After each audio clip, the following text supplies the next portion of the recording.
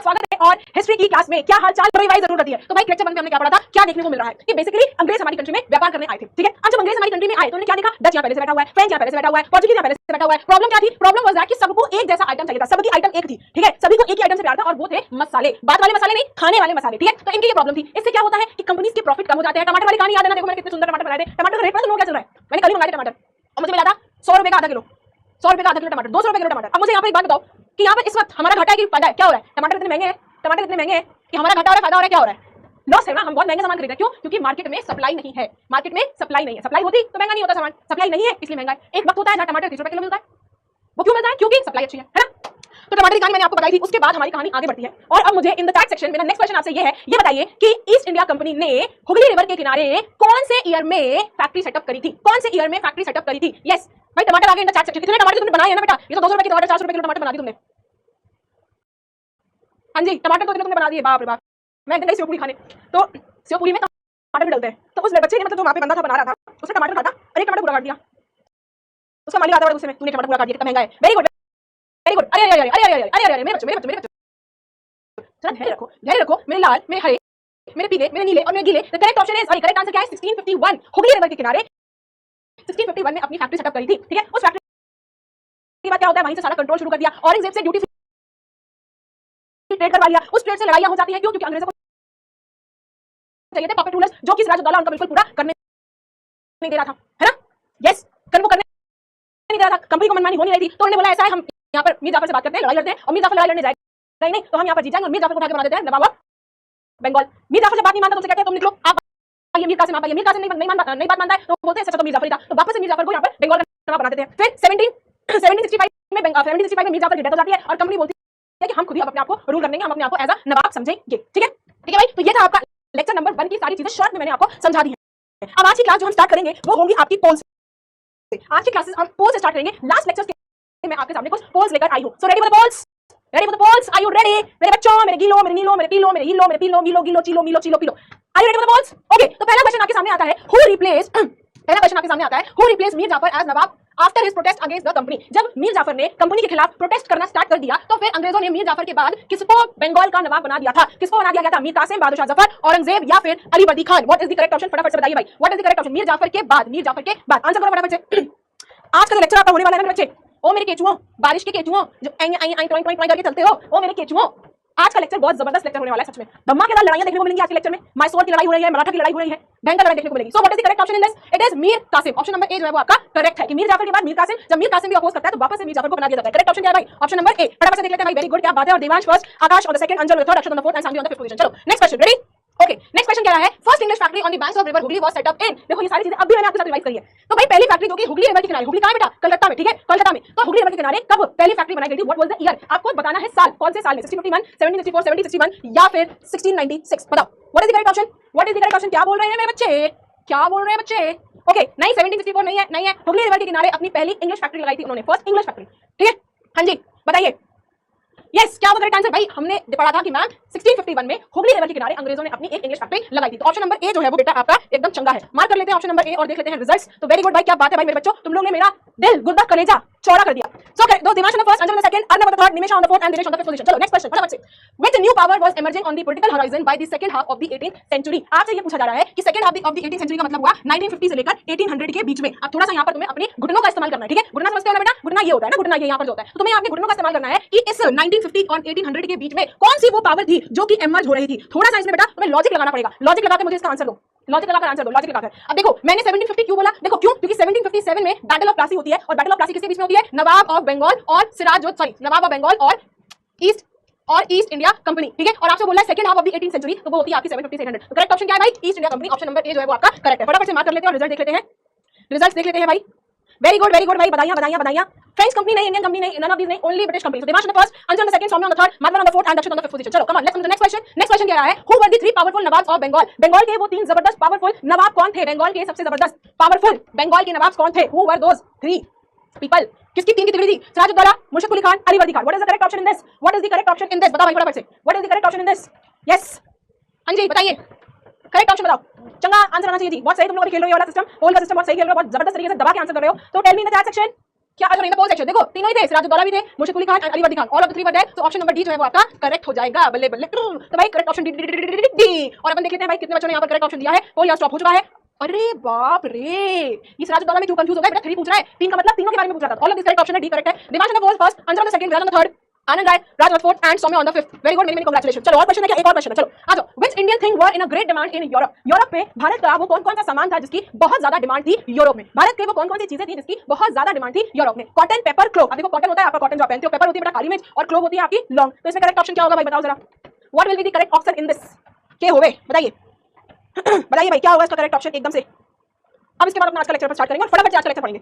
Lecture में आज जो तुम्हारा फ्लो बनने वाला है ना, मान के चलो कि तुम आज जो है मजा आने वाला है। सो सारी की सारी चीजों की डिमांड थी यूरोप मार्केट में। इसके अलावा कार्डिगन था, ब्लैक पेपर हो गया, क्लोव हो गया, सिनेमन हो गया, सिल्क हो गया। तो ऑल ऑफ दिस इसका आपका करेक्ट ऑप्शन हो जाएगा ऑप्शन नंबर डी। फटाफट से ऑप्शन नंबर डी जो है अपन मार्क कर लेते हैं। पोल अपन स्टॉप कर चुके हैं और रिजल्ट देख लेते हैं क्या आता है। Very good very good very good. तो भाई देवांश तो भैया बैठ गया है फर्स्ट पोजीशन पर, वो तो किसी को आने नहीं दे रहा है first. In all the questions he stood first, then we have Aakash Kumar second, third पे वी हैव दीक्षित, फोर्थ पे we have Akshat and fifth पे we have Viraj. Many many congratulations to these people. चलो अब इतनी चीजें यहाँ पर मैंने आपको पढ़ा दी है, ठीक है। हमने अपना लास्ट लेक्चर जो फिनिश किया था वो ये किया था कि कंपनी अब ये कहती है कि भाई हम अपने आप को खुद रूल करेंगे, और रॉबर्ट क्लाइव के ऊपर इल्जाम लग जाता है करप्शन, भ्रष्टाचार, और वो अपना वो जो है सुसाइड कर लेता है। अब देखो क्या होता है कि कंपनी को चाहिए थे बेटा पपेट रूलर्स यानी कि जो उनका काम कर दे, लेकिन जो भी बंगाल का नवाब बन रहा था वो उनका काम नहीं कर रहा था। क्यों? क्योंकि बंगाल के नवाब की भी अपनी एक इज्जत होती है ना। तो अब कंपनी क्या सोचती है? वो ये सोचती है कि क्यों ना हम अपना राज्य अब एक्सपैंड करें, मतलब बंगाल के अलावा अब हम अपने पैर और जगह भारत में अपने जो है जमाएंगे, ठीक है। So give the heading company rules expand. Company rules expands. Company rules expands. अब कंपनी क्या करती है बेटा? अपने रूल को और फैलाने की कोशिश करती है। वो यहाँ पर ये समझ रही थी कि जो 1757 की लड़ाई हुई थी उसमें हमारा भारत हार गया था, सिराजुद्दौला हार गया। तो कंपनी के दिमाग में एक बात ये आई कि यार हमने लड़ाई लड़ी और हम जीत गए, तो क्यों ना हम अपना राज्य अब फैलाने की कोशिश करते हैं, ठीक है। लेकिन कंपनी ने बेटा इस राज्य को फैलाने के लिए कहीं भी डायरेक्ट अटैक नहीं किया। कंपनी ने अपना रूल एक्सपैंड करने के लिए डिड नॉट अटैक डायरेक्टली कहीं भी डायरेक्टली अटैक नहीं किया। क्या मतलब हुआ कि ऐसा नहीं है वहां गया लड़ाई लड़ने लगे, ऐसा कहीं नहीं किया। 3 तरीके उसने अपनाए अपना रूल एक्सपैंड करने के लिए। 3 तरीके अपनाए।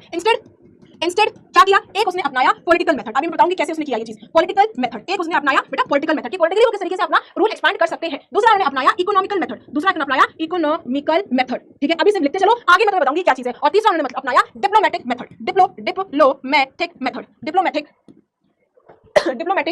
डिप्लोमेटिक मेथड, ठीक है। देखो पॉलिटिकल का मतलब क्या हुआ अभी मैं आपको बताऊंगी कि पॉलिटिकली अपने अपने लोग भारत के अलग अलग जगह उन्होंने बैठाने शुरू कर दिए, अपने अपने आदमी भारत के हर एक स्टेट्स में बैठाना शुरू कर दिया, ठीक है। इकोनॉमिकल में अपन पढ़ेंगे कि किस तरीके से अंग्रेजों ने अब हमारे ही राज्यों से पैसा लेना शुरू कर दिया। रेवेन्यू को मिल गया था इनको, दीवानी राइट मिल चुका है, और 3 गांव के जमींदारी राइट्स मिल चुके हैं, जिससे इनकी सोना चांदी वाली प्रॉब्लम है वो सॉल्व हो गई। याद आया? यस वेरी गुड, ठीक है। और फिर आएगा आपका डिप्लोमेटिक मेथड। देखो पॉलिटिकल मेथड में अपन क्या पढ़ेंगे? पॉलिटिकल मेथड में अपन पढ़ेंगे बेटा सब्सिडरी अलायंस पढ़ेंगे, डॉक्ट्रिन ऑफ लार्ज पढ़ेंगे, एंड आपकी मिस गवर्नेंस वाली चीजें पढ़ेंगे। ये तीनों चीजें आपकी इनमें आती हैं, ठीक है। सबसे पहले लिखो पॉलिटिकल मेथड, सबसे पहले लिखो give the heading political method, political method. क्या किया पॉलिटिकली ईस्ट इंडिया कंपनी ने, पॉलिटिकली बेटा ऐसे लिखो, ईस्ट इंडिया कंपनी ने क्या किया? अपने अपने रेसिडेंट्स अपॉइंटेड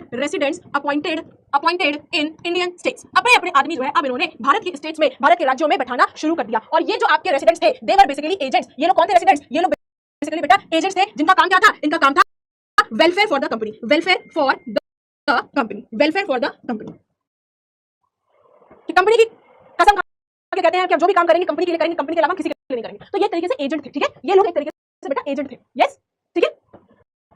इनको बोला जाओ मराठा में बैठ कर आओ, उनको बोला जाओ बंगाल में बैठो, तुम जाके यूपी में बैठो, है ना, ठीक है। तो रेसिडेंट्स को अपॉइंट कर दिया। इनका काम क्या था? कंपनी के लिए काम करना। और दूसरा काम क्या था? दूसरा इनका काम ये था कि ये जो आप इंडियन स्टेट्स में बैठे हैं इसमें आप डिसाइड करेंगे, क्योंकि हमारे पहले राजा का रूल चलता था, है ना, हमारे पहले सारे राजा थे, सारे के सारे राजा थे, ठीक है। अब राजा जब मरेगा तो उसके बाद गद्दी पे कौन बैठेगा ये वो एजेंट डिसाइड करेगा। ये काम एजेंट का था। और क्या काम था? To decide who will be the next successor, अगला आने वाला गद्दी पे कौन बैठेगा ये डिसाइड करते हैं। और तीसरा काम था इनका, 3 काम थे बताएंगे। तीसरा काम था कि एडमिनिस्ट्रेटिव पोस्ट पर किसको अपॉइंट करना है, ये भी यही एजेंट डिसाइड करते थे। लिखो इसमें decide plus appointment at administrative post. Clear है? इस स्लाइड में कोई प्रॉब्लम हो तो बताओ, बेटा, कोई प्रॉब्लम हो तो बताओ। इस स्लाइड में कोई दिक्कत है? यस, चमका कि नहीं चमका? इसका मतलब क्या हुआ? इसका मतलब ये हुआ कि जो एडमिनिस्ट्रेटिव पोस्ट होती है, देखो भाई उस टाइम भी हमारे कंट्री में कलेक्टर्स थे, डीएम से, आज हम डीएम कहते हैं, है ना, आज हम डीएम कहते हैं, उस टाइम हम कलेक्टर बोलते थे। आज हमारे जज है, उस टाइम भी हमारे जज था। तो ये क्या एडमिनिस्ट्रेटिव पोस्ट है ना। तो इन पे कौन बैठेगा, इन पे कौन रूल करेगा, कौन विदेश चलाएगा, ये कौन स्टेट को रूल करेगा, ये भी काम इन एजेंट्स का हुआ करता था। तो बेसिकली अंग्रेजों ने अपने अपने आदमी हर जगह बैठा रखे थे ये डिसाइड करने के लिए कि कौन एडमिनिस्ट्रेटिव पोस्ट बैठेगा, कौन यहाँ पर नेक्स्ट सक्सेसर होगा, और ये लोग कंपनी के वेलफेयर के लिए काम कर रहे थे। अब पॉलिटिकल मेथड में सबसे पहले आपका आता है इन व्यक्ति का नाम। पॉलिटिकल मेथड में बेटा सबसे पहले इस व्यक्ति का नाम आता है जिसका नाम क्या है? What can you see? Lord Wellesley 1798 से लेकर 1805 तक का इनका पीरियड है इंडिया में। ये इनकी जन्मतिथि नहीं है, ये जन्मतिथि नहीं है कि भाई तुम 6-7 साल में हो गया क्या, नहीं, ये इनका टाइम पीरियड है कि he was the governor general, ये उस वक्त के गवर्नर जनरल थे, गवर्नर जनरल, ठीक है, ये इतने टाइम पीरियड के हमारे इंडिया के गवर्नर जनरल थे। और जब लॉर्ड वेलेस्ली इंडिया के गवर्नर जनरल थे तो पॉलिटिकल मेथड में इन्होंने इंट्रोड्यूस किया था सब्सिडरी अलायंस, सब्सिडरी अलायंस। कोई मुझे बता सकता है क्या है ये सब्सिडरी अलायंस? कोई मुझे बता सकता है क्या है ये subsidiary alliance? Lord Wellesley, very good very good very good very good. कोई मुझे बता सकता है क्या है subsidiary alliance? Anybody can tell me? Introduce by Lord Wellesley, लिख लो अपनी बुक में, इंट्रोड्यूस बाय लॉर्ड वेलेस्ली, लिखो यहाँ पर इंट्रोड्यूस बाय लॉर्ड वेलेस्ली। क्या इंट्रोड्यूस किया? Subsidiary alliance. क्या है ये सब्सिडरी अलायंस? तो यहाँ पर हेडिंग डालो subsidiary alliance, subsidiary alliance, heading आ रही है सब्सिडरी अलायंस। और एक बना लो ट्रायंगल, एक बना लो मेरे बच्चे ट्रायंगल, ठीक है, और इसमें भर दो एक सुंदर सा रंग और लिखो यहाँ पॉइंट नंबर 1। क्या था ये subsidiary alliance? Yes, policy of revenue collection. Very good यार, तुम लोग को आता है यार, ये तो बहुत खुशी की बात है, तुम लोग को आता है।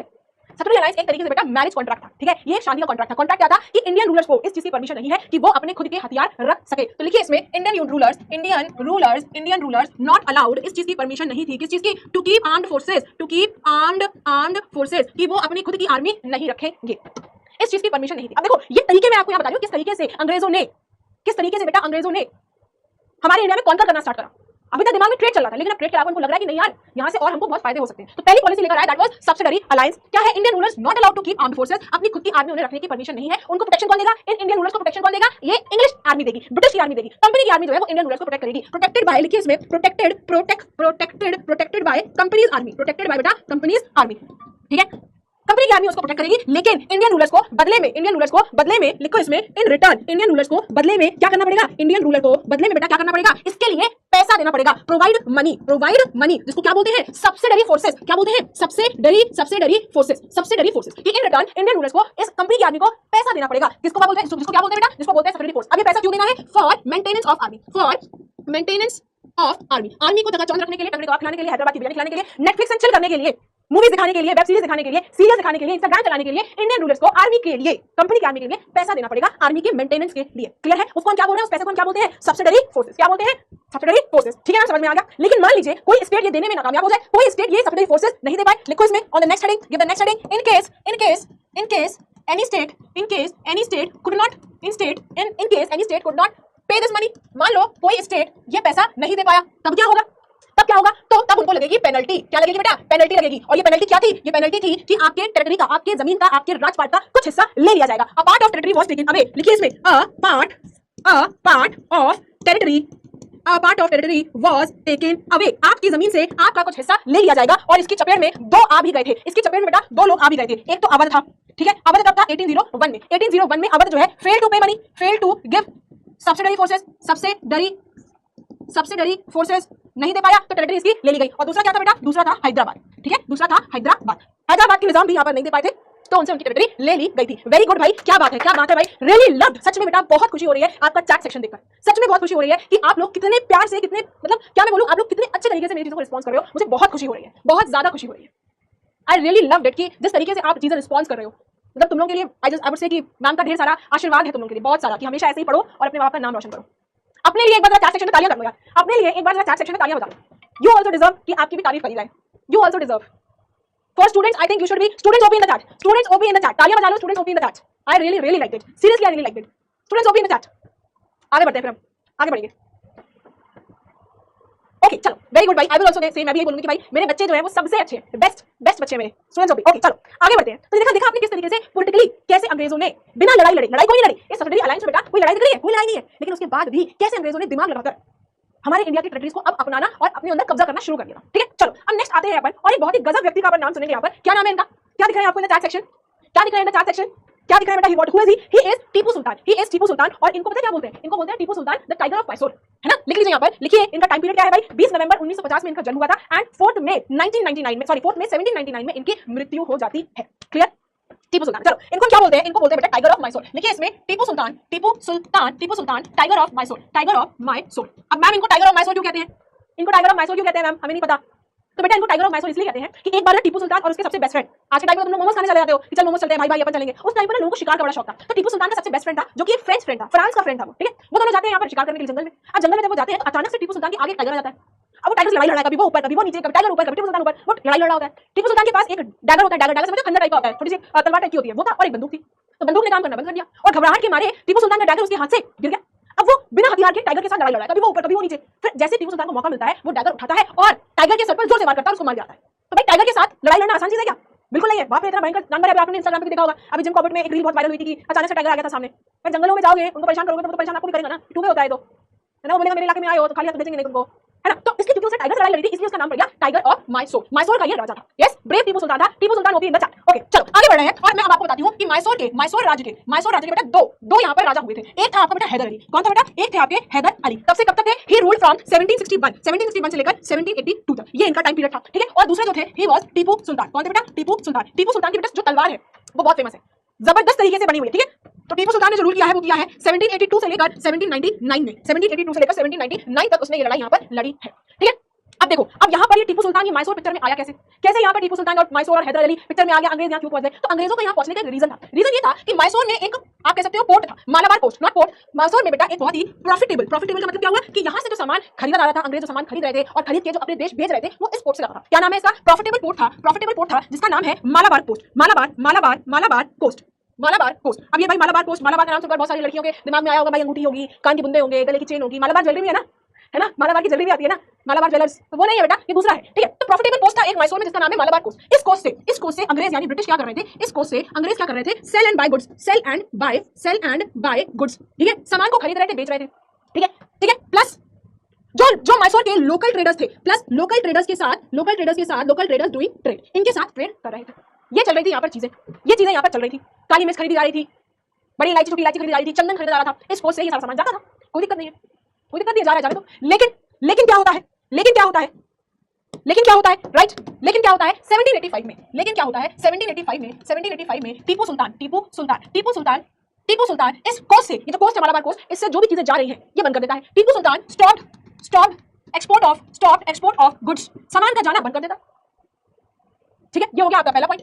दूसरा पॉइंट लिखो, यहाँ लिखो, सामान जाना बंद कर दिया अंग्रेजों का। पहली चीज चलो कुछ करना है, सामान जाना बंद कर दिया। दूसरी चीज, जो लोकल ट्रेडर्स प्लस जो मर्चेंट्स थे लोकल, यानी कि वो लोग जो अंग्रेजों के साथ व्यापार कर रहे थे, या मैंने बताया ना local traders doing trade, company के साथ ट्रेड कर रहे थे, ठीक है। तो जो लोकल ट्रेडर्स थे, जो लोकल मर्चेंट्स थे, टीपू सुल्तान ने इनसे कहा कि अब आप अंग्रेजों के साथ ट्रेड नहीं करेंगे। ये सॉरी इट इज 1785, मैंने उल्टा बोल के सीधा बोल के उल्टा लिख दिया, यस, ठीक है। मैं एक्चुअली देख रही थी, दादा खुश मत हो, मैं देख रही थी तुम लोग आता है कि नहीं आता है, मैं देख रही थी। Ma'am you said 1785 and wrote 1758, मैं देख रही थी तुम लोग बातें कितनी ध्यान से सुन रहे हो, तुम लोग आता है कि नहीं आता है। हाँ ओके चलो आ जाओ। तो पहली चीज तो भाई एक्सपोर्ट बंद कर दिया अंग्रेजों को, भाई सामान यहाँ से एक्सपोर्ट नहीं होगा। दूसरी चीज लोकल ट्रेडर मर्चेंट्स को बोला do not trade with company, company के साथ आप कोई भी व्यापार नहीं करेंगे, कोई भी ट्रेडिंग आप नहीं करेंगे, ठीक है, कोई भी ट्रेडिंग नहीं करेंगे। और तीसरी जिनसे कि अंग्रेजों को आग लग गई थी, जिस चीज से अंग्रेजों को आग लग गई थी वो ये था कि टीपू सुल्तान का जो बेस्ट फ्रेंड था उससे अंग्रेजों को बहुत दिक्कत थी। क्लोज रिलेशंस विद फ्रेंच के साथ जो इनके नजदीकी रिश्ते थे, आपस में रिश्ते थे, इससे अंग्रेजों को बड़ी दिक्कत थी। और टीपू सुल्तान ने अपने फ्रेंच फ्रेंड की वजह से अपनी आर्मी को भी मॉडर्नाइज कर लिया था। Close relation with French plus modernise his army. Clear हुआ? समझे कि नहीं समझे? पॉइंट यानी ये देखो, ये क्या था? ये लगी थी यहाँ पर चिंगारी, ये था स्पार्क। यहाँ से पोर्ट बंद कर दिया आपने, सामान बंद कर दिया, तो ये हो गई चिंगारी खाली। फिर आपने बोला कि ट्रेड भी नहीं करने देंगे, तो यहाँ लग जाती है आग, उनके कलेजों में लग जाती है आग। और फाइनली जब उन्होंने देखा कि यार फ्रांस से इनकी दोस्ती ज्यादा अच्छी हो रही है और उन्होंने अपनी आर्मी मॉडर्नाइज कर ली है, तो यहाँ हो जाता है ब्लास्ट। और इससे क्या हो जाता है? माइसोर के साथ लड़ाइयां हो जाती हैं। कंपनी का रिएक्शन क्या आता है? लिखिए इसमें 4 एंग्लो माइसोर वॉर। ये कंपनी का रिएक्शन था, ये companies reaction, this was companies reaction. समझ गया? चमका कि नहीं चमका? चमक गया? क्रिस्टल क्लियर है? चमक गया? कोई बात नहीं, लेट हो, कोई बात नहीं, आजा, कोई दिक्कत नहीं है। बूम हो गया, ब्लास्ट हो गया। आपने मेरा ट्रेड रोक दिया, कोई दिक्कत नहीं है भाई, हम कहीं और से कर लेंगे। फिर आपने जिस दिन के साथ हम ट्रेड कर रहे थे उनको भी रोक दिया, और अब तो आप हमारे खिलाफ अपनी आर्मी तैयार कर रहे हैं फ्रांस की बात लेकर। तो यहाँ पर कंपनियां कहती है आओ जरा तुम्हें प्यार से लगाते हैं और रो के पिटाई करके मारेंगे। तो यहाँ पर हो जाती है बेटा 4 एंग्लो माइसोर वॉर। 4 लड़ाइयां माइसोर के साथ लड़ी जाती है, कब से कब तक ये लिख लो। पहली लड़ाई होती है, फर्स्ट लड़ाई होती है 1767 से लेकर 1769 तक। पहली लड़ाई होती है बेटा 1767 से लेकर 1769 तक, ठीक है, ये लड़ाई होती है। दूसरी लड़ाई होती है 1780 से लेकर 1784 तक। 4 लड़ाइयां हुई थी, 4 लड़ाइयां, 4 वॉर। तीसरी लड़ाई जो हुई थी बेटा, तीसरी लड़ाई ये हुई थी 1790 से लेकर 1792। और इसमें क्या हुआ था? इसमें जो है बेटा, इसमें क्या हुआ था? ये लड़ाई इंपॉर्टेंट लड़ाई बन गई थी। ये लड़ाई एक इंपॉर्टेंट लड़ाई बन गई थी। क्यों? क्योंकि जो पहले की 2 लड़ाई थी, इसमें लड़ाई हुई हैदर अली प्लस टीपू सुल्तान एक तरफ थे और दूसरी तरफ इक्वल टू कंपनी, दूसरी तरफ बेटा कंपनी थी। तो पहली लड़ाई में क्या हुआ था? कंपनी को थोड़ा यहाँ पर नुकसान हो गया था, यहाँ पर ये लोग डिफीट हो गए थे, ठीक है, डिफीट हो गए थे। टीपू सुल्तान और हैदर अली ने मिलकर इनको हराया था। ऐसी कोई क्लियर विक्ट्री नहीं आई थी, लेकिन हरा दिया था। लेकिन जब तीसरी लड़ाई हुई, तीसरी लड़ाई में बोला, कंपनी ने बोला यार 2 बार मार खा के आ गए, गजब बेइज्जती हो चुकी है, 2 बार मार खा के आ गए, तो उन्होंने बोला अब की बार हम अकेले नहीं जाएंगे, अगर जाएंगे तो औरों को पिटवा के आएंगे, नहीं तो पीट के आएंगे। तो जो तीसरी लड़ाई हुई थी 1970 से लेकर 1972, इसमें कंपनी के साथ हैदराबाद का निजाम मिला हुआ था, निजाम ऑफ हैदराबाद, हैदराबाद कंपनी के साथ हैदराबाद का निजाम मिला हुआ था और मराठास मिले हुए थे प्लस मराठास और is equal to Tipu Sultan. यहाँ पर इनकी लड़ाई चल रही थी, यानी टीपू सुल्तान एक तरफ था और एक तरफ कंपनी मराठा और हैदराबाद का निजाम एक तरफ था और इस लड़ाई में टीपू सुल्तान हार जाता है। ठीक है, टीपू वाज डिफीटेड, ठीक है, टीपू सुल्तान बेटा हार जाता है और यहाँ पर एक ट्रीटी करी जाती है और उस ट्रीटी में टीपू सुल्तान के 2 बच्चों को बंदी यानी हॉस्टेज बना दिया जाता है। गद्दारी कर रहे थे ये लोग। अभी देखो क्वेश्चन की जरूरत नहीं है, अभी मराठा मिलके मार रहा है, अभी मराठा भी पिटेगा अलग से इनको, तो कहेगा तुमको भी पिटे। अब अंग्रेजों को मानने वाला तब ऐसे हाथ चल रहे थे, जो आ रहा मारते ले आ रहे थे। वो देखा ना, वो पिक्चर आई थी कौन सी, बाजीराव मस्तानी, है ना, तो वो जो है जब लड़ाई लड़ने जाता है तो उसके हाथ में 2 तलवारें होती है, तो ऐसे चलाता है रणवीर सिंह, ऐसे चलाते हुए जाता है ऐसे से। तो भाई कंपनी का हाल भी यही था, चला चले आ रहे, ठीक है, समझे ये चीज थी। ओके, हाँ, तो क्या होता है कि तीसरी लड़ाई में टीपू सुल्तान हार जाता है और उसके 2 बच्चों को बंदी बना लिया जाता है। और जो चौथी लड़ाई होती है एंड द फोर्थ बैटल, यहाँ पर लिखेंगे, लिखिए यहाँ पर जो आपकी फोर्थ बैटल थी, जो आपकी चौथी लड़ाई थी, जो कि आपकी हुई थी 1799 में आकर, है ना, जो आपकी 1799 में लड़ाई हुई थी, इसको हम बोलते हैं बैटल ऑफ, क्या बोलते हैं, tell me the chat section, क्या बोलते हैं बेटा इसको, बैटल ऑफ, यस, इसने हमने चीटी किया बेटा, वो चीटी थी। अभी देखो कैसे उनको रोना जाएगा आगे लेक्चर में, बताऊंगी मैं आपको क्या बोलते हैं इसे। Very good, fourth battle of Srirangapatnam, Pattanam की Patna, it is battle of Sriranga Buxar नहीं है, अरे बक्सर 1764 में हुई थी भाई, मीर कासिम और कंपनी के बीच में। बक्सर क्यों लिख रहे हो, प्लासी क्यों लिख रहे हो, 1799 है, प्लासी लड़ाई 1757 में हुई थी, बक्सर क्यों लिख रहे हो, इट इज श्रीरंगापट्टना, यस, इसको बोलते हैं बैटल ऑफ श्रीरंगापट्टना। और ये श्रीरंगापट्टना है ना, ये कैपिटल थी टीपू सुल्तान की, कैपिटल ऑफ मैसूर की ये कैपिटल थी। और इस लड़ाई में finally Tipu Sultan was defeated and killed, finally Tipu Sultan was defeated and killed. Finally यहाँ पर बेटा वो मर जाता है। और प्लस जो मैसूर स्टेट था इसको वुडियर्स डायनेस्टी में मिला दिया जाता है, वुडियर्स डायनेस्टी में मर्ज कर देते हैं। ठीक है, पहले मैसूर बेटा वुडियर्स डायनेस्टी में था, पहले डायनेस्टी चलती थी ना, गुप्तास, चोलास, पहले से था, तो एक वुडियर्स डायनेस्टी भी थी, तो पहले मैसूर उसी में था। लेकिन हैदर अली ने और टीपू सुल्तान ने मिलकर मैसूर को जीत लिया इनसे, तो अभी अलग हो गए थे। लेकिन जब कंपनी ने इनको वापस से हरा दिया तो फिर इसको वापस से वुडियर्स डायनेस्टी में मिला दिया गया था और मैसूर के ऊपर सब्सिडरी अलायंस इंपोज कर दिया गया था। मैसूर के ऊपर plus imposed subsidiary alliance, subsidiary alliance. चमका कि नहीं चमका इन the chat section, come on, चमका कि नहीं चमका इन द चैट सेक्शन। अरे ये लिख लो, यस, चमका इन द चैट सेक्शन, चमका, यस। देखो मैं आपको यहाँ पर एक चीज दिखाऊंगा, देखो यहाँ 2 चीजें मैं आपको दिखाऊंगी। एक तो आपको देखने को मिल रहा है, ये क्या है, ये है बेटा मालाबार कोस्ट। ये क्या है, दिस इज मालाबार कोस्ट, ये है आपका मालाबार कोस्ट, जहां से ये ट्रेड हो रहा था और यहाँ से आपका सारा सामान अंग्रेज लेकर जा रहे थे। चमक गया, चलो ठीक है, ये है आपका मालाबार कोस्ट, यहाँ से सारा सामान अंग्रेज लेकर जाते थे, यहाँ से सारा सामान जाता था और इसी पोस्ट से ये बहुत प्रॉफिट था, यहाँ से अंग्रेजों को बहुत प्रॉफिट था, यही से सारा सामान जाता था। ठीक है, अब देखो मैं आपको और चीज दिखाऊं, और मैं आपको यहाँ चीज दिखाऊं, तो यस, ये क्या है बेटा, इसको हम बोलते हैं टॉय टाइगर। किसी को पता है क्या बोलते हैं इसको, मैंने बता दिया यार, अब क्या पूछूं, इसको हम क्या बोलते हैं, इसको हम बोलते हैं टॉय टाइगर। क्या देखने को मिल रहा है, यस, क्या देखने को मिल रहा है, पेंटिंग नहीं है भाई, पिक्चर है, पिक्चर, हाँ जी, वेरी गुड, इसको बोलते हैं टॉय टाइगर। और क्या देखने को मिल रहा है कि देखो नीचे यहाँ पर एक यूरोपियन, एक अंग्रेज लेटा हुआ है और उसके ऊपर से टाइगर उसके ऊपर चढ़े पड़ा हुआ है। तो ये शो कर रहा है कि टाइगर क्या था, मैसूर, टीपू सुल्तान क्या था, he was the ruler of Mysore and tiger of Mysore, है ना। तो ये जो टाइगर है ना, इसकी पूंछ में ना क्या बड़ी दम क्या थी कि जब भी इसकी पूंछ हिलाते हैं, पूंछ ऐसे हिलाते हैं, तो ये जो यूरोपियन लेटा हुआ है जिसको टाइगर खा रहा है, ये यूरोपियन की चिल्लाने की आवाज आती है। तो ये शो कर रहा था टीपू सुल्तान की पावर, कि टीपू सुल्तान जब टाइगर से लड़ सकता है तो तुम क्या चीज हो, फिर तुम तो किस खेत की मूली हो, कि तुम मूली की खेत हो, कि तुम मूली की खेत हो, खेत की मूली हो, की मूली हो, कि क्या की मूली हो। तो ये चीजें डिनाई कर रहा है, ये शो कर रहा है कि this shows the power of Tipu Sultan. Okay, ये शो कर रहा है बेटा पावर ऑफ टीपू सुल्तान। ठीक है, चलो, तो अभी हमने ये पढ़ा कि भाई टीपू सुल्तान को हरा दिया जाता है जब उसके साथ मैसूर और मराठा मिल जाता है। लेकिन अब क्या होता है कि भाई अब अंग्रेज सोचते हैं कि यार मजा नहीं आ रहा है, कुछ मसालेदार, कुछ चिलिंग होना चाहिए। तो चिलिंग करने के लिए वो सोचते हैं कि चलो अभी हमने मैसूर की लंका लगाई है, अब हम मराठाओं की लंका लगाएंगे। तो वॉर्स विद मराठास, लिखिए इसमें Anglo Maratha war, Anglo Maratha war. अब यहाँ पर हमको मजा तब आएगा जब मराठाओं के साथ खूब मारेंगे। अभी मराठा मिलकर लड़ रहा था, अब मराठा ही पिटने वाला है। ठीक है मूली नहीं खाना चाहिए, मूली खाने से क्या होता है सबको पता है, मूली नहीं खाना चाहिए। ओके, चलो देखो मराठा की अब यहाँ पे लड़ाई कैसे होती है। अभी तक मैसूर से लड़के आ गए, लेकिन कल को ठंडक नहीं मिली, वो जो होता है ना, वो नहीं हुआ। कुछ तूफानी करने का मन कर रहा था, उन्होंने कहा काम करते हैं कोल्ड ड्रिंक पीते हैं और कोल्ड ड्रिंक पीकर कुछ तूफानी करेंगे। तूफानी करने के लिए क्या किया, मराठाओं के साथ लड़ाई लड़ी। दिक्कत क्या थी कि जो थर्ड बैटल ऑफ पानीपत हुई, the third battle of Panipat, ठीक है, कब हुई थी, कोई बता सकता है कब हुई थी? यस, कब हुई थी? 1761। कब हुई थी? 1761। ये लड़ाई हुई थी मराठा के साथ, है ना। ये जो थर्ड बैटल थी पानीपत की, इसमें मराठा का जो सपना था, मराठास ड्रीम, एक उनका सपना था क्या, दिल्ली में बैठकर राज करेंगे, गद्दी होगी चौड़ी चौड़ी, अगर एक यहाँ से रानी जो है हमको अंगूठी खिलाएगी, एक यहाँ से खिलाएगी, हम बैठे होंगे महाराजा की तरह, ऐसे धीरे धीरे पंखा चल रहा होगा कोई हमारे लिए, और ऐसे लगेगी बा महाराजा होशियार, मराठा साम्राज्य के ये वाले जो है राजा पधार रहे हैं, और देखिए एंट्री देखिए उसकी बाजीराव बल्लाल की, वीर वीर वीर वीर बाजी रे वीर, वो कितना चांद चल कर आता है, ऐसे आता है। तो ऐसा सपना था उनका कि दिल्ली बैठकर अपन राज करेंगे। तो मराठा जी क्या था, रूल ओवर दिल्ली, दिल्ली में बैठकर राज करने का इनका सपना था। लेकिन जब ये लड़ाई हो जाती है पानीपत की, तो इस सपने को चकनाचूर हो जाता है। ये जो सपना था मराठा का, तो rule over Delhi got shattered, got shattered, shattered बोलो, शैटर्ड बोलो, गॉट शैटर्ड, शैटर्ड बोलो या ब्रोकन बोलो, शैटर्ड बोलो बेटा या फिर ब्रोकन बोलो, टूट जाता है, सपने इनके टूट हो गए। तो कौन सा गाना गाया होगा बताओ मुझे। तो यहाँ पर इस सिचुएशन में बॉलीवुड का कौन सा गाना गाया होगा मराठास ने, बताओ। यस, यहाँ पर कौन सा गाना गाया होगा, किसी को पता है। यहाँ पर चकनाचूर हो गया, ब्रोकन हो गया, टूट गया। यस, कौन गाएगा, ब्रोकन। सुना सुना सा जहां, सुना सुना जहां, मैं रोया, ला ला गाएंगे, दिल मेरा टूट गया।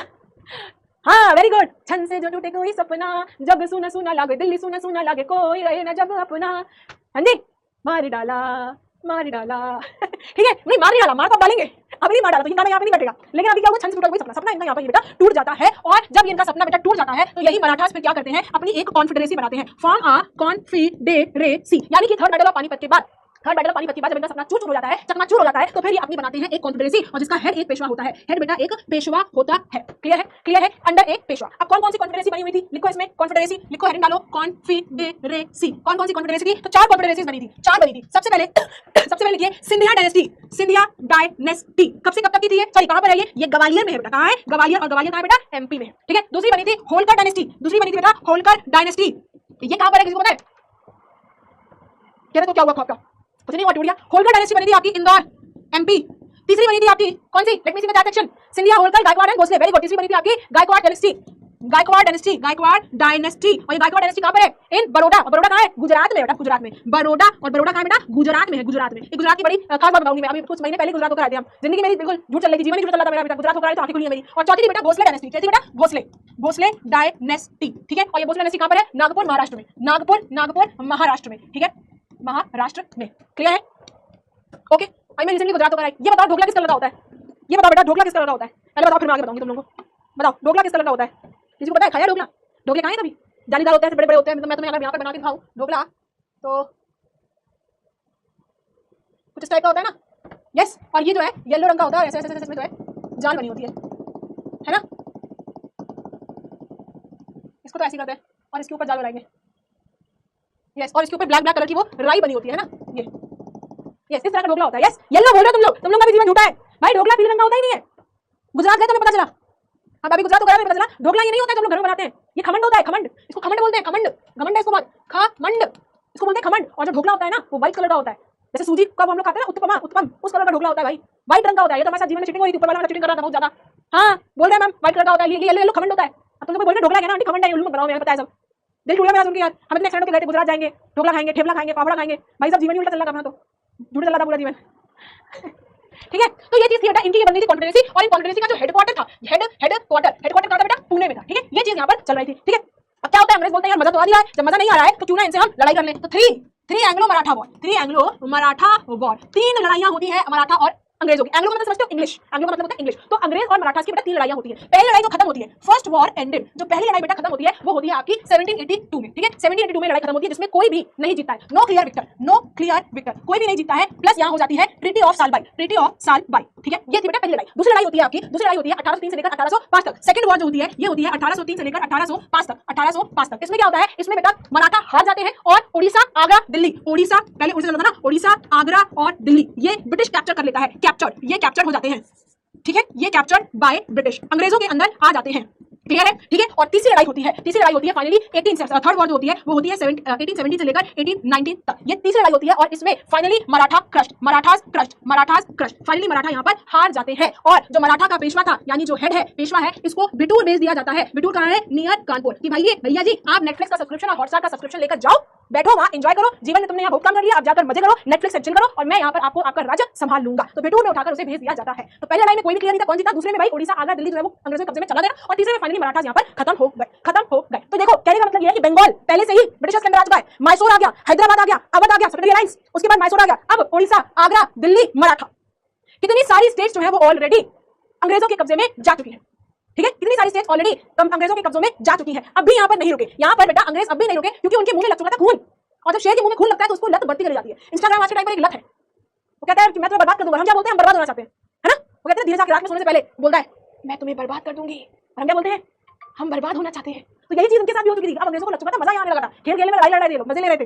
तो अंग्रेज यहाँ रुकते नहीं है। और अब आती है एक पॉलिसी, तीसरी पॉलिसी आती है जिसे हम कहते हैं claim to paramountcy. Claim to paramountcy ये क्या था भाई, ये क्या था पैरामाउंसी क्लेम? ये था बेटा, ये आया था आपके लॉर्ड हेस्टिंग्स के जमाने में, ठीक है। लॉर्ड हेस्टिंग्स के जमाने में ये चीज हुई थी। ये लॉर्ड हेस्टिंग्स के जमाने में 1813 से लेकर 1823 के बीच में एक पैरामाउंसी पॉलिसी जो है वो इनिशिएट की गई थी। अब क्या है पैरामाउसी पॉलिसी? पैरामाउसी पॉलिसी ये कहती है कि इंडियन रूलर्स के मुकाबले, इंडियन रूलर्स के कंपैरिजन में कंपनी की जो पोजीशन है वो हमेशा ऊपर रहेगी।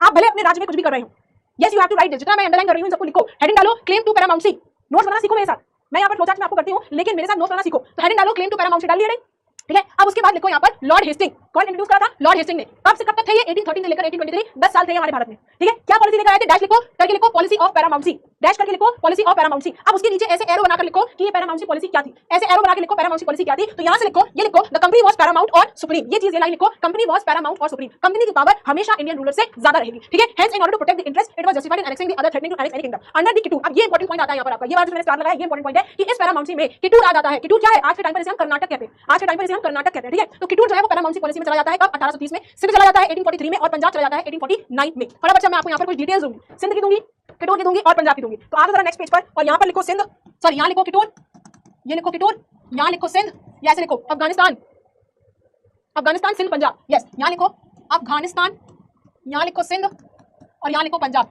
समझ लो पंजाब, समझ लो। नेम प्लेस एनिमल थिंग खेल रहे हो, ये अफगानिस्तान, ये सिंध और ये Punjab. Name place animal thing खेल रहे हो, ठीक है। खेले सबसे पहले किटूर है तो एक लाइन बना लो ऐसे भाई, फिर उसके बाद अफगानिस्तान की बात आएगी तो ऐसे लाइन बना लीजिए, फिर उसके बाद सिंध की बात आएगी तो ऐसे लाइन बना लो, और उसके बाद पंजाब की आएगी तो अपन बना ही लेंगे। चलो आ जाओ, क्या क्या चीजें हुई थी। चलो पहली बात कर रहे हैं किटूर। तो किटूर में जो पैरामाउसी पॉलिसी थी, पैरामाउसी पॉलिसी, ठीक है। इस पॉलिसी को रानी चन्नम्मा ने, जो किटूर की रानी थी, चैलेंज बाय रानी चन्नम्मा, रानी चन्नम्मा ने इस पॉलिसी को चैलेंज करा। उन्होंने बोला कि आपकी बकवासी पॉलिसी है, हम इसको नहीं मानते। रानी चन्नम्मा ने इस पॉलिसी को चैलेंज किया और एक एंटी ब्रिटिश मूवमेंट चलाई, और एक लेड एंटी ब्रिटिश मूवमेंट, ठीक है, एंटी ब्रिटिश मूवमेंट चलाई। लेकिन क्या होता है, इनको जो है 1824 में पकड़ लिया जाता है, अरेस्ट कर लिया जाता है, अरेस्ट कर लिया, और 1829 में इनकी मृत्यु हो जाती है, ठीक है। फिर इनका चैलेंज इनका चौकीदार रयन्ना आगे लेकर जाता है, लेकिन उसके साथ भी सेम चीज होता है, उसको पकड़ लेते हैं, और 1830 में उसकी भी डेथ हो जाती है। क्लियर है रानी चन्नम्मा? क्लियर है मैम। आओ दूसरा पढ़ते हैं और अब पढ़ेंगे अपन अफगानिस्तान के बारे में। अब देखो, अभी तक तो अपन इंडिया की मैप की बात करो तो अपन इस एरिया के बारे में पढ़े थे, इधर बंगाल हो गया, इधर मैसूर हो गया, मराठा हो गया, इधर दिल्ली आगरा, इधर पकड़ लिया अपन ने, है ना, इधर के एरिया की बात कर रहे थे। लेकिन अब अपन बात करेंगे इंडिया के नॉर्थ वेस्ट के बारे में, यानी कुछ अगर इंडिया का मैप अगर मैं आपको बताऊं तो कुछ इस तरीके से आपको इंडिया का मैप देखने को मिलेगा, इस तरीके से बेटा देखने को मिलेगा, ऐसे, है ना। मैं बहुत सही बन गया इंडिया का मैप, ताली हो जाए मेरे लिए यार, क्या बात है, इंडिया का मैप बन गया, ठीक है। तो अब अपन बात करेंगे इंडिया के इस तरफ वाले रीजन्स पे, ठीक है, क्योंकि यहाँ से भी बहुत सारी एंट्रीज हो रही थी हमारे इंडिया में, इधर से भी बहुत सारे एंट्रीज हुए। तो अंग्रेजों को डर था इस चीज का, उनको डर ये था कि इधर को तो हमने पैक कर दिया, यहाँ तो हमारे आदमी बैठे हुए हैं, कोई दिक्कत ही नहीं है, लेकिन अभी हमारी इन एरियाज में कोई पकड़ नहीं है। इन एरियाज में, इधर पंजाब में, सिंध में, अफगानिस्तान में, पहले तो सब एक ही था ना, आज ये पाकिस्तान बन गया है, ये आज पाकिस्तान बना है, पहले तो नहीं था ना, ये तो पहले इंडिया ही था, है ना। तो अब अंग्रेजों को डर था कि कहीं ऐसा ना हो जैसे हम इंडिया में घुस गए और बैठ गए, वैसे ही हमारी तरह कोई और देश के लोग हमारे कंट्री में आ जाए। तो ये डर था। तो उस डर के लिए, इंडिया को बचाने के लिए क्या हुआ, अफगानिस्तान में उन्होंने लड़ाई लड़ी और अपना आदमी अफगानिस्तान में बैठा दिया। और ये डर किससे था? रशिया से।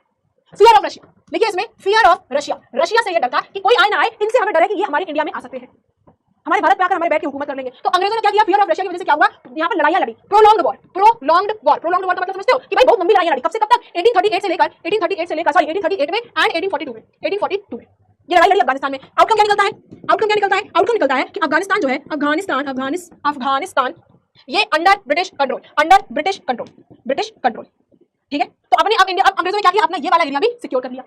दूसरा आता है बेटा सिंध में क्या होता है, सिंध में भी जबरदस्ती लड़ाई लड़ी 1843 में सिंध में लड़ाई लड़ी, ठीक है। यहाँ पर कंपनी एनेक्स सिंध को भी अपने अंदर कर लिया। और सिंध के बाद अब बारी आती है बेटा पंजाब की। दिल तो नहीं कर रहा है इसको मिटाने का, इतना बढ़िया भारत का नक्शा बनाया, लेकिन मैं अपने कलेजे पर पत्थर रखकर अब कलेजे पर बेटा पत्थर रखकर, अरे लो है पढ़ा लो भाई, पत्थर रखकर मैं यहाँ पर मिटाती हूँ, यस, ठीक है। अब बात आती है पंजाब की। अब पंजाब में बेटा सीनी अलग चल रहा था, इधर पर सीनी अलग चल रहा था। सीधा ये चल रहा था कि पंजाब का राजा का नाम था महाराजा रणजीत सिंह, ठीक है।